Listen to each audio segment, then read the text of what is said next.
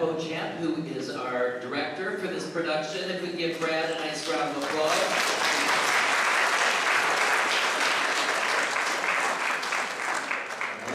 Okay. So, be thinking of some questions that you might have as well, but I just want to get started with Brad, and talking about what is one of the most difficult things that you had to tackle with this production.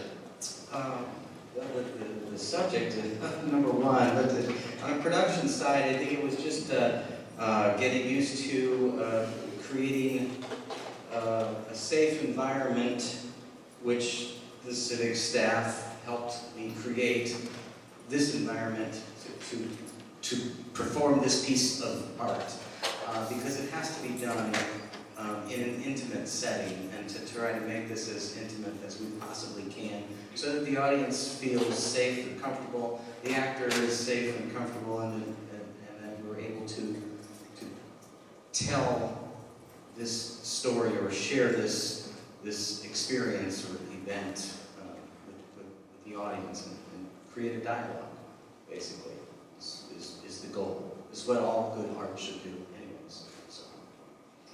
And Todd, what was the most difficult part of going through this process as an actor? A one-man actor, sure. I guess the most difficult part, I mean, outside of learning all the dialogue, and learning the numbers. And learning the numbers and all the dialogue, and learning that it was going to be different every night because it depended on who was sitting in the audience every night. So, I mean, I think it was just, honestly, it was just taking on the task of saying, okay, you're going to do this by yourself up there, and there's not going to be, another so-called actor with you to do this. So it feels like a trapdoor opening beneath you. It's fight or flight. Okay. And let me introduce, first of all, is Colleen Carpenter, who's a co-facilitator of Stop Suicide Northeast Indiana. Colleen, raise your hand. There we go. And the board chair for Indiana Suicide Prevention Network, trainer and consultant of Colleen Carpenter Consulting. And the reason why we're doing this production is because it is Suicide Prevention Month. So the timing is important in why we selected this production. Vanessa Jones, who's with Associated Director of Headwaters Counseling. And so thank you for being here today. And we wanted to get this questions going with, let's see, what are the warning signs? Because the production really talks about what he was experiencing and brings out a lot of that, but what are the warning signs? Yes. Certainly any change that you note in their behavior, whether it's not eating or eating too much, not sleeping too much, not wanting to hang out with their friends that they usually want to hang out with, or do the things that they used to do, hobbies or music or whatever sort of normally helped them feel good or felt more engaging to them, they stopped doing. So change in behavior all the way around could be a warning sign. Also, increased moodiness, or a change in their mood. So maybe they're quiet all the time, but now suddenly they're just really outgoing, or they're normally really outgoing and they're super shy and withholding. If someone is isolating or sort of withdrawing from people and activities, and also feelings of worthlessness and hopelessness, and usually mixed in all of that in there somewhere is some kind of either trauma they've experienced or recent loss. And the loss could even be something we might think is positive, like, oh, you're going off to college, congratulations, you graduated, and we think this is all really fantastic transition, happy transition. It can be really terrifying and hard. Same with getting married, same with having a child. Things that we think would be traditionally happy, positive transitions can be quite difficult. So if someone's gone through something that could be considered a loss, or something humiliating, or something they didn't want, like a move, or a loss of a job, or a pandemic, things like that. I'm sure I'm missing things. Colleen? Yeah. Go ahead. In addition to things like, well, overall, she had mentioned changes of behavior, but oftentimes you'll see people who have given some of their prized possessions away, things that they're doing in preparation for no longer being alive. Could you touch on one of the things that Todd brought out with the highs and the lows? Because that seems like a big warning sign, I would think. Yes, no? I don't know. Well, that kind of depends on the diagnosis of the person. Highs and lows tends to imply bipolar disorder, but all of us can be depressed and all of us can feel suicidal. So the highs and the lows in this scenario seem a little bit more like what the rest of us would consider normal and baseline compared to being in the midst of despair. Todd, any reflection on that with having kind of taken on that role a little bit? I mean, it was just, I don't know, like I say, and this is the main thing that I've said always, I said, I don't know that there's anything that's, to me, that is necessarily, oh, well, he is suicidal. I'm kind of with you. Everybody is able to have those tendencies or those thoughts in their head.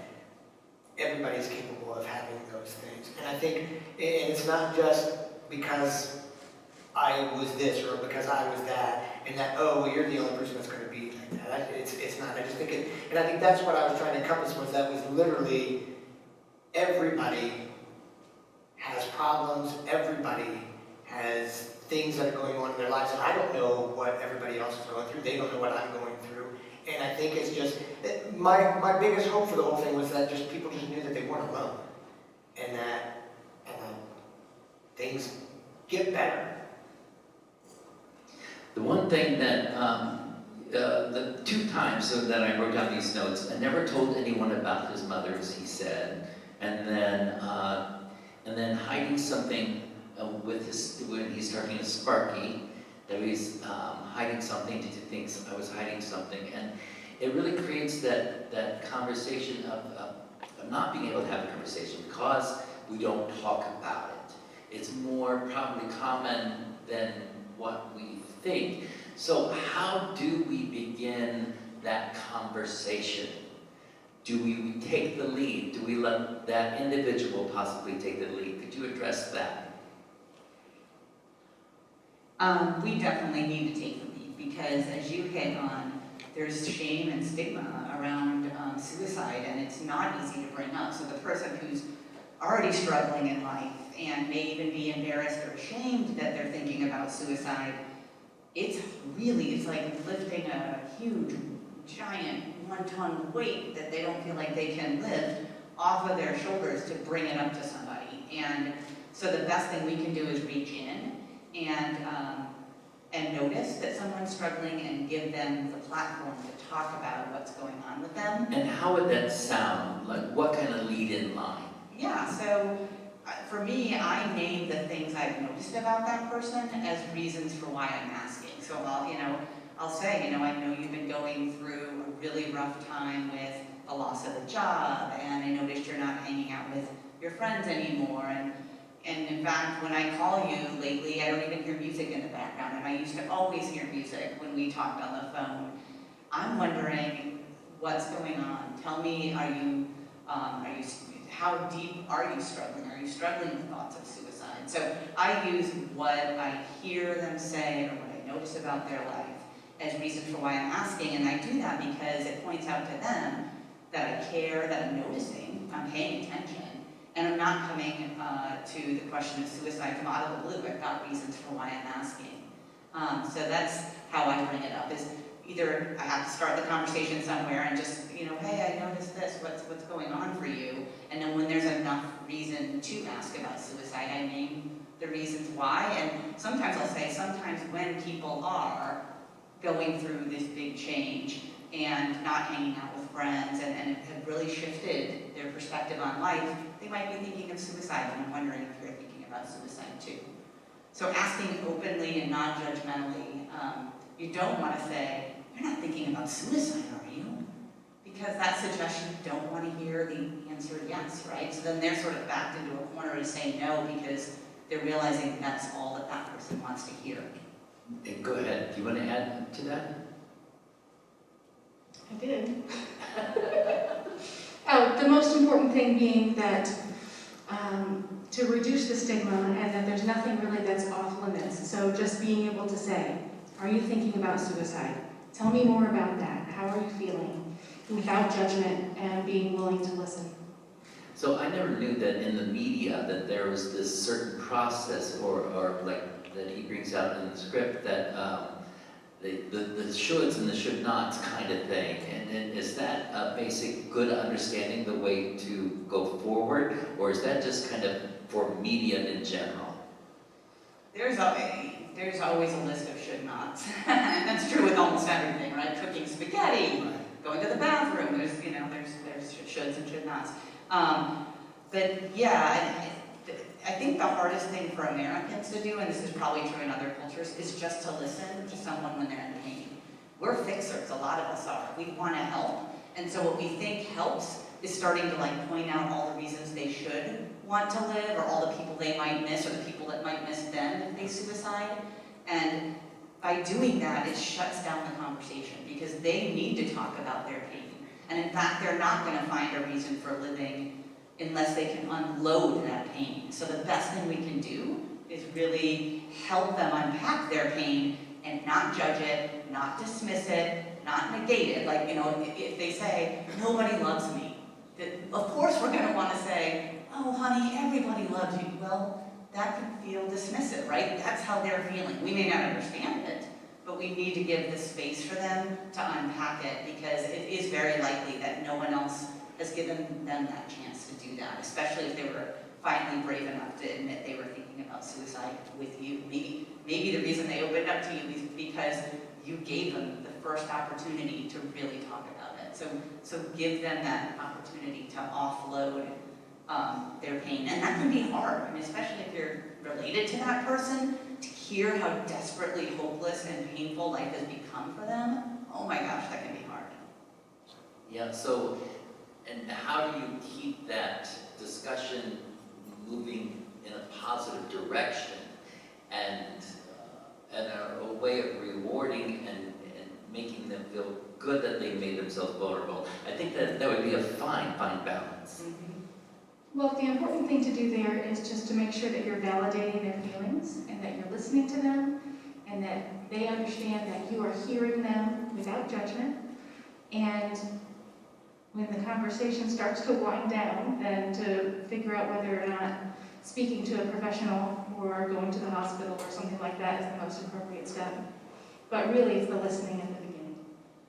So Brad, I'm going to have to put you on the spot here. What was one of your big takeaways from this whole experience as a director and really getting into the material? It's one of the big things that I've discovered is just basically on the whole mental health issue. And Todd, you mentioned it a couple of nights ago. Just we all experience these things. Maybe not so much on that dramatic platform, but for instance, the athletes of Lakes, the gymnast Simone Boyles, the tennis player, and I got to thinking even Andrew Luck, with the just stepping out of professional football, at the height of his career, because of the physical beating his body was taking. I mean, not only his body, but his mental health. I think, we don't know what they're going through. So it's everyone's own personal journey through this, and we all experience this, and hopefully we have a family of friends that become our ears to listen to us as we go through these things. So I just think this piece of art is really something to be seen. It is an experience. It's it's not a piece of theater. It's just something that an audience should experience. And take away what you will. I think there are plenty of takeaways from this, and it's things that I think we all go through, no matter what walk of life we are in. Questions, thoughts that you'd like to ask? Yes? From my research, I understand that most people can survive the one big thing, like a parent dies. You have a period of mourning, or you get a divorce, or you lose a child, or even a dog, a pet. But when it comes to three things, it's that third thing that causes the world to shut down, I believe. And so if you are attentive to your friend, family, and they have undergone a job loss or something big has happened traumatically in their life, and then maybe something else happens, and you realize their behaviors change and they just aren't themselves. There's no joy in their life. You better be with them to listen, to make sure that they know they can call you at any time. 2 o'clock in the morning, 6 o'clock in the morning. You are with them. You have to assure them over and over you are with them. So- And you will help them. Thank you, Ruth. So I think your point is well taken. It's accumulation of incidents. Yeah, very good point. Yes, right up here. You talk about people, everybody has thoughts sometimes, so sometimes people are like, oh, whatever, I'm gonna kill myself. Some people just say that just to say it, and then other people are saying it and they mean it. So how do you determine who is being serious and what actions you should do, or if people are just doing it just like out of the blue? Asking for more information. So, what did you mean by that? Tell me more about that thought. Where did that come from? Yeah, just like if someone was joking about left arm pain and not being able to breathe, we would be like, okay, this could be a heart attack, and I need to know if you're faking it, or, kind of getting at what you're talking about, like, how severe is this? Should we be headed for the emergency room? And so, yeah, if someone jokes about it, come back around and say, hey, I know you said it in a joking manner, but I just wanted to check in. Is it possible you are having thoughts of suicide? And that way, even to do that sort of helps people become more aware that joking about something that could be quite serious, maybe after asking someone several times and after having joked about it, they might think twice about joking about it, because it would be easy to brush that off, right? And sometimes because of the shame and stigma, that's the closest someone can get to telling someone, I'm thinking of suicide, is just by joking about it, because they just can't bring themselves to admit it in a serious tone. So, there are people who've walked into pharmacists and said, is this enough medicine to kill me, ha ha ha, who've ended up killing themselves with that medicine, but that's literally as close and clear as they could be to saying, I'm having thoughts of suicide. That's how thick our shame and stigma is in our culture, is that people have a really tough time, especially adults. Kids are actually a little bit better about being clear about their suicide thoughts. Adults have so many layers of shame and stigma to break through that they may just be joking about it or making it sound cavalier, and they're actually serious. So that kind of gets me to my next question. Is there different age groups that are higher risk? Okay, yeah, so youth are more likely to actually think about suicide and attempt suicide than adults, but interestingly, they're a little less likely to die from it. And as your mind might have just kind of started realizing, part of it is because kids aren't supposed to have guns, and guns are really lethal, so they don't lean toward weapons or their suicide attempts as often as adults do. But yeah, as you all know, growing up is tough.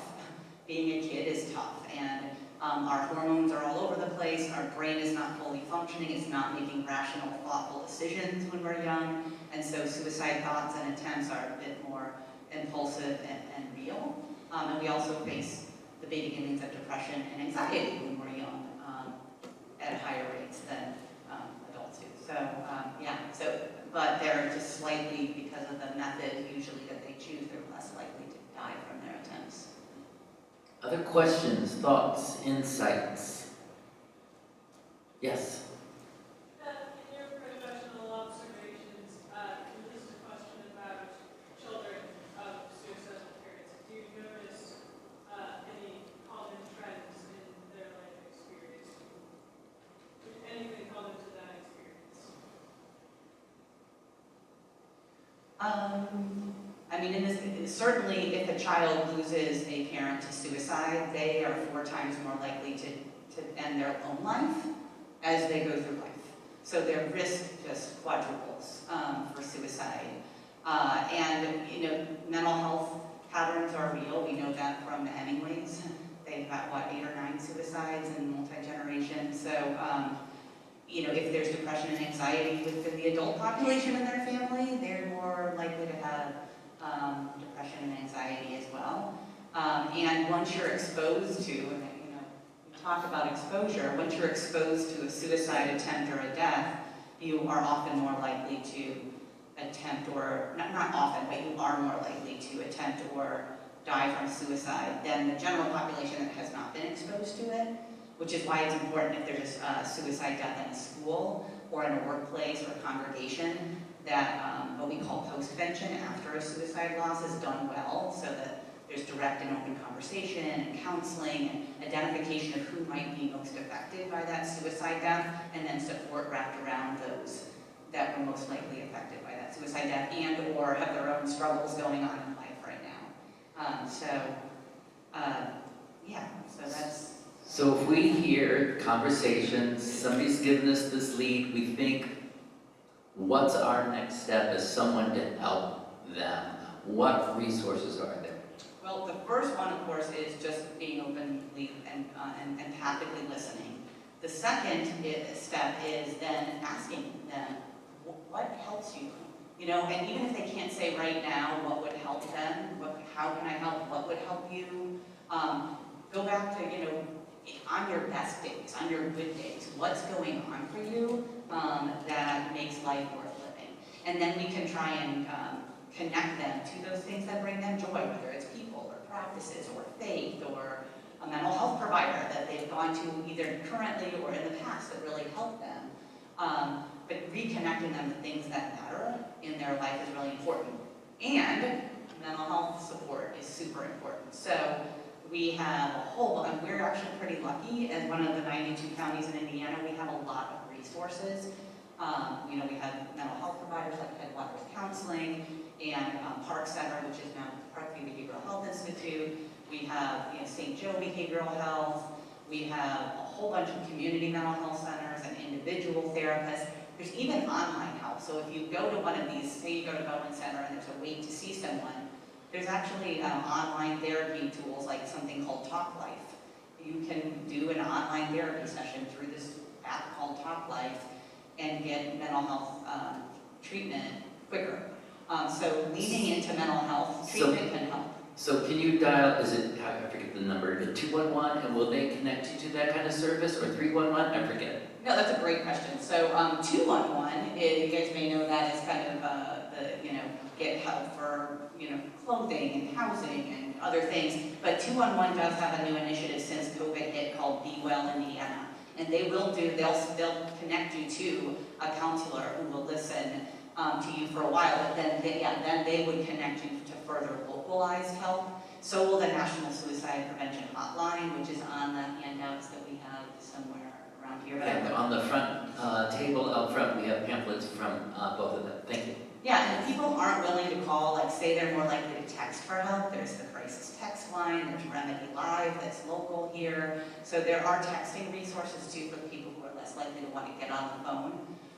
But we do have places you can literally drive to, like Park Center, which is now Parkview, they have a walk-in clinic that you can literally walk someone into and say, I'm really worried about my cousin or my best friend or my neighbor. Can you help? And they will figure out what kind of help they need, which is really fantastic, and then connect you to further help. So any other thoughts before we close here? Yes, right over here. I like what you're talking about now, but when the play was in the 70s, was it true that there wasn't that kind of help for people then as much? You're right, and stigma was even worse, right? So my uncle died by suicide in his 70s, and no one talked about it until I forced the conversation in the early 2000s. I mean, so yeah, absolutely. And he actually had sought some help, but only intermittently and not long enough, obviously, to help him. And back then, also, there were certain things that were on the mental health list that nowadays are just considered a natural process as being gay. Back then, it was a mental illness, and it's a whole different thought now process. That's exactly right. So, other thoughts, questions? Yes. Not forget the power of prayer. Mm. Very important. Yeah, spirituality is super important. Yes, Ruth. In the play, the mother attempted suicide more than once. Is that a fairly common thing, that if someone tries and is unsuccessful, that they will, is there a chance they will try again then? That's a good question. So it's interesting, it depends on how you look at the data. So people who attempt once are more likely to attempt suicide again if you compare them to someone who has never attempted, but that does not mean that they are highly likely to attempt again. So I think it's something like 10% of people who attempt are likely to go on to attempt again. So it doesn't sound very high, but it's still more frequent than someone who has never had an attempt. And this play was by Duncan McMillan, and the collaborator was Johnny Donahue, who helped also flesh this whole piece out. It was about his mother, so I think that he kind of based it on his experience as well. And it was about a 10-year process putting this piece together and fleshing it out to what you all saw this evening. So. I'd like to add something that this play brought up for me, and I don't know if you all know about the whole positive psychology movement. There's a lot of data behind it to show that it works, but gratitude, which is what that every brilliant thing was all about, gratitude, if you have a regular gratitude practice, it literally can change the way your brain functions, and they've got great data to show this. So, for instance, if you wake up every day, or you ask your loved one or someone that you care about to wake up every day and write down 3 things that they're grateful for, ideally 3 different things from the day before. But if they do that for 30 days, it can literally rewire your brain in a way that helps you look at your world differently. And it can be extremely powerful and helpful. And that's what I loved about this play, is that it sort of brought up this practice of gratitude and how powerful, and even if it was, intermittently powerful, it was powerful. So I'm going to wrap this up, and I'm going to do it that way. Shout out what you're grateful for. Let me hear it again. Good friends. Who else? Jerking a frog when it rains. Okay. Who else? The laughter of 3 teens. The what? Applause at the end of the show. I love it. It was great being out there with the audience today before you came in and reading the notes, and somebody put fried chicken. And I had to agree with them. So thank you all. Thank you to Vanessa and to Colleen, Todd, and Brad. So thank you so much. If we could give them all a nice round of applause.